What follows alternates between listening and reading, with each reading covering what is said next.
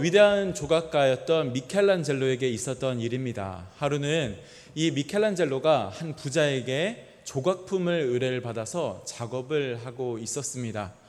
그런데 그 작업실에 이 부자가 찾아온 거죠.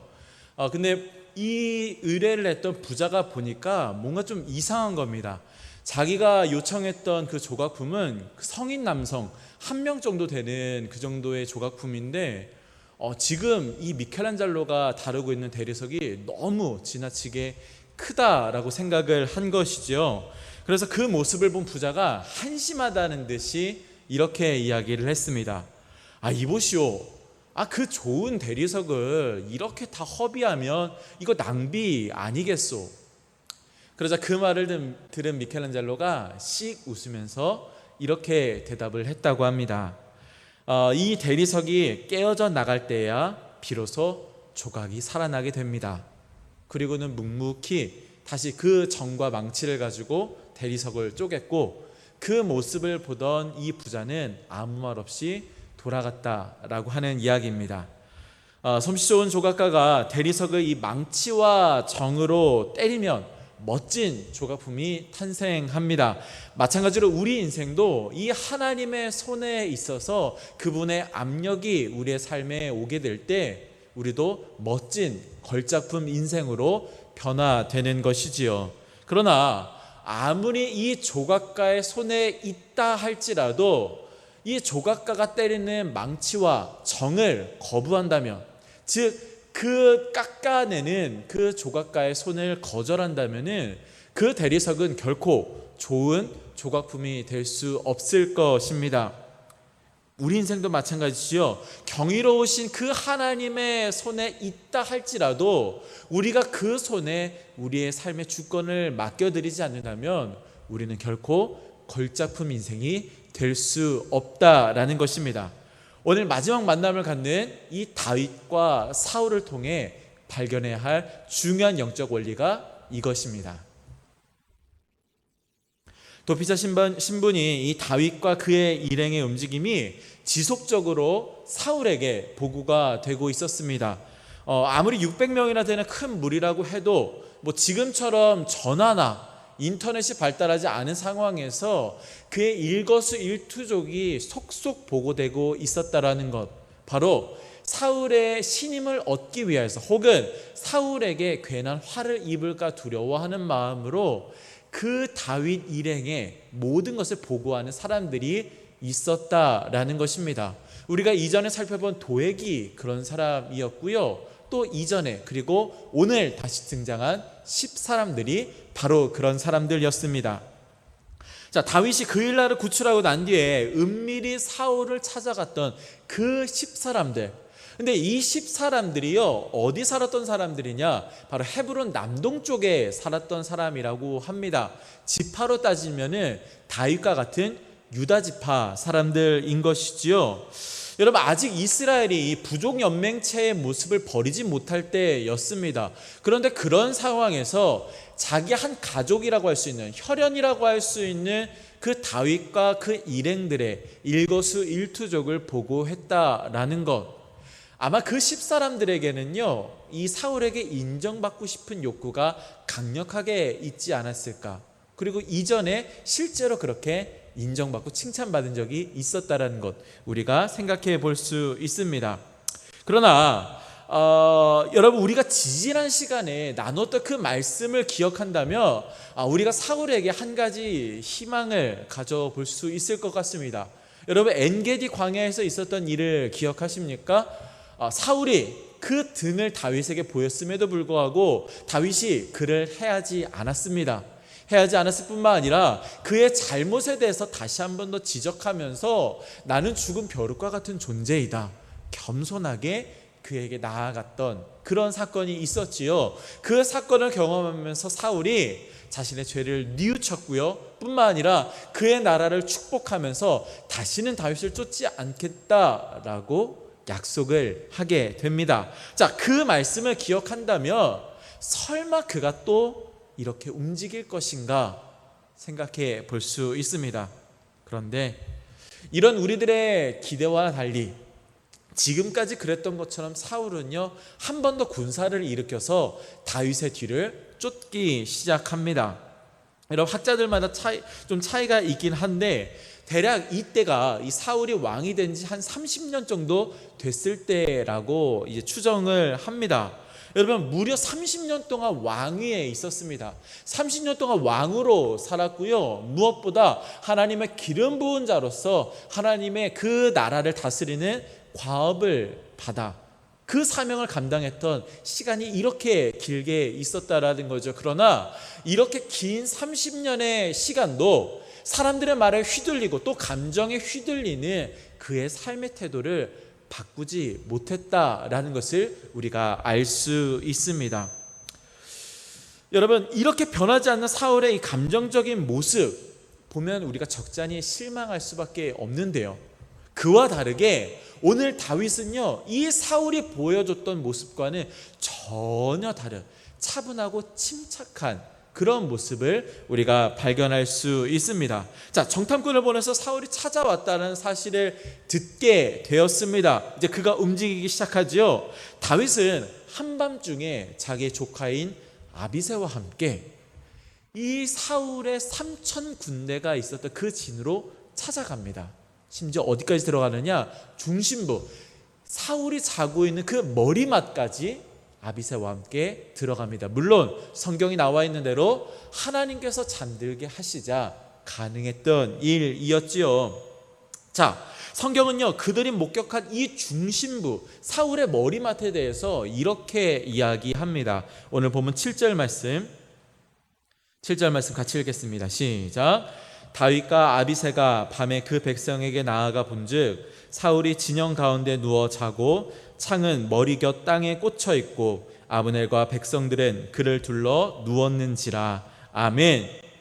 여러분 창 다윗을 향하여서 2번이나 던졌고 그 아들 요나단에게도 던졌던 그 창입니다. 이 사울 죽음을 쫓는 사울 왕국을 나타내는 가장 상징적인 그 창이 지금 사울 머리맡에 무방비 상태로 놓여져 있는 것입니다. 자, 그러자 그 모습을 본 아비새가 다윗에게 이렇게 제안을 합니다. 8절 말씀. 아비새가 다윗에게 이르되 하나님이 오늘 당신의 원수를 당신의 손에 넘기셨나이다. 그러므로 청하오니 내가 창으로 그를 찔러서 단번에 땅에 꽂게 하소서. 내가 그를 2번 찌를 것이 없으리이다 하니. 여러분 전에도 엔게디에서 좋은 기회가 왔었습니다. 그런데 이번에는요 더욱 좋은 기회입니다. 잠들어 있었고 심지어 창은 그의 머리맡에 있었습니다. 더군다나 그 모습을 보면서 아비새가 당신의 손에 피를 묻히지 마십시오. 제가 하겠습니다. 2번 찌를 것도 없이 한 번에 끝내겠습니다. 이렇게 제안을 하고 있는 것입니다. 그러나 이 다윗은 흥분한 그 아비새의 앞을 막아서면서 다시 한 번 더 이렇게 분명하게 이야기합니다. 그리스도, 즉 하나님께서 기름 부으신 그 사람을 내가 어떻게 해야겠느냐? 나도 안 되고 너도 안 된다 라고 막아서는 거죠. 막았을 뿐만이 아니라 그의 인생은, 그의 운명은 하나님께서 결정하실 것이니 우리가 관여해서는 안 된다. 분명하게 선을 긋는 것입니다. 그래서 그는 이제 그 창과 물병만 가지고 밖으로 나옴으로써 한 번 더 사울에게 은혜를 베풀게 됩니다. 자, 여러분 같은 시대를 또 양태는 달라도 어쨌든 여호와께 기름 부음을 받은 왕으로서 살아가는 두 사람이었습니다. 그런데 똑같이 기름 부음을 받은 또 왕의 길을 걷고 있는 이들이 이렇게 다른 삶의 양태를 가지게 된 그 이유는 무엇일까요? 여러분 이상하지 않습니까? 시간이 갈수록 사울은요 그대로 이거나 더 최악으로 가는데 다윗은 점점 더 하나님께서 의도하시는 그 마음에 합한 자의 모습으로 변화되고 있다라는 것.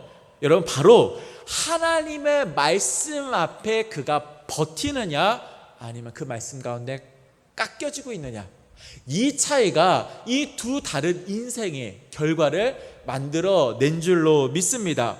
여러분 하나님 앞에 우리 모두는요 커다랗고 둔탁한 대리석 조각에 불과합니다. 그분의 손에 닿을 때만이, 그분의 솜씨가 우리들의 삶에 미칠 때만이 우리가 아름다운 조각품이 될 수 있다는 거죠. 그러나 우리가 그분의 손에 있다 할지라도 그분 앞에 깎여지지 않는다면, 우리의 주권을 내어드리지 않는다면, 그 말씀 앞에 변화된 삶을 살아가지 않는다라면 여전히 우리는 볼품없는 대리석과 같은 인생이 될 것이고, 나중에는 버려지고 떨어져 부서지는 그러한 인생이 될 줄로 믿습니다.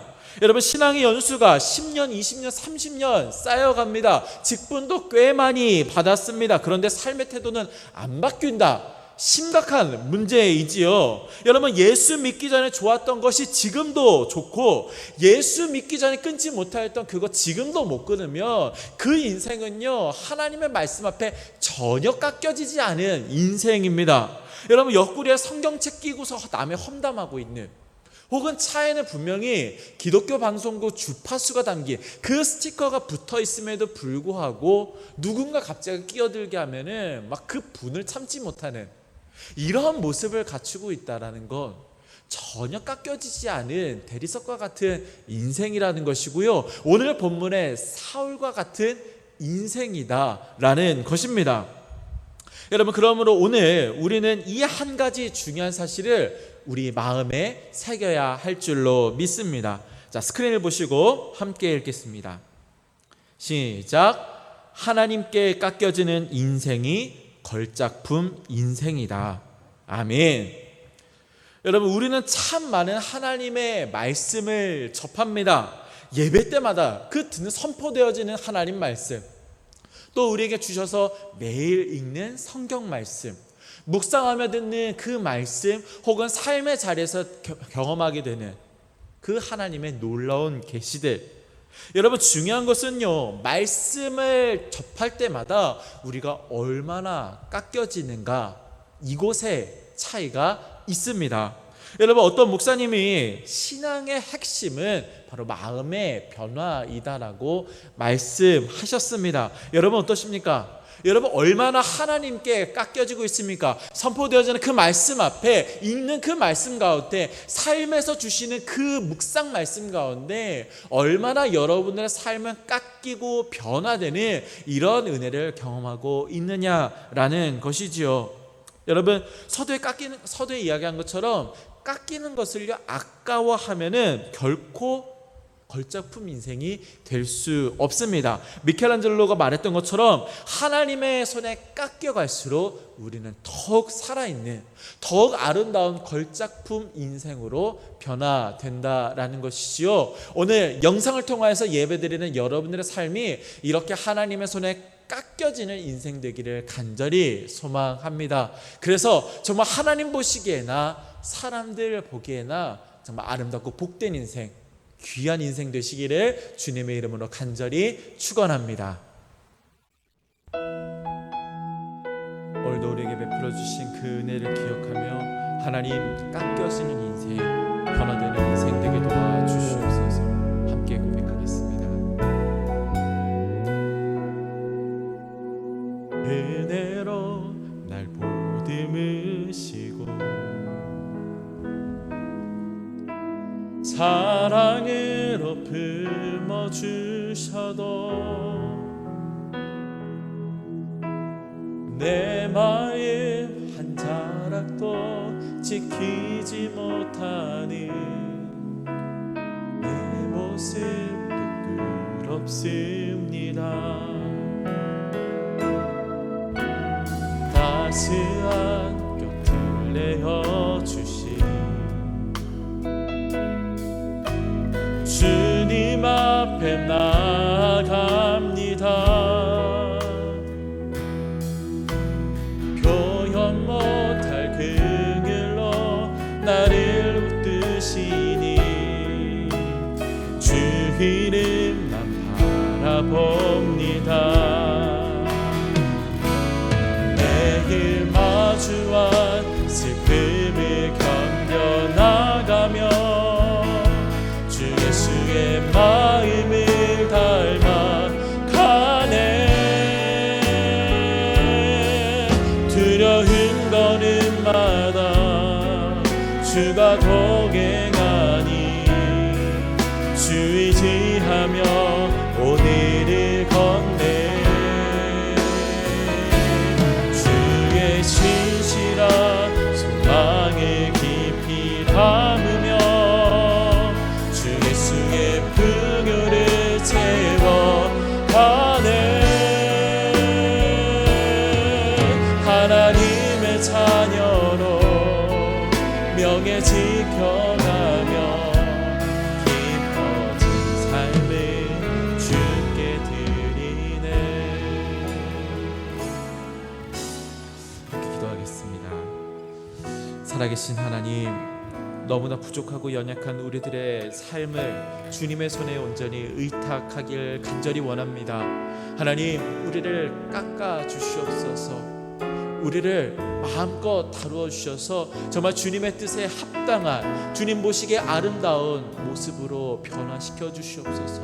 그래서 우리들의 인생이 그저 둔탁하고 투박하기만 한 대리석으로 멈추는 인생이 아니라 정말 주님의 손에 아름답게 새롭게 빚음받은 걸작품 인생, 귀하고 복된 인생으로 변화될 수 있게 도와주시옵소서. 하나님, 어려운 시기 각 처소에서 다시 한 번 더 영상으로 예배를 드립니다. 예배드리는 그 각 처소마다 주님 찾아가셔서 하나님의 귀하신 은혜, 놀라우신 사랑 허락하여 주시옵소서. 오늘도 우리 각 사람 마음 가운데 임재하시며 오늘도 우리를 변화시켜 가시는 우리 구주 예수 그리스도의 이름으로 기도합니다. 아멘.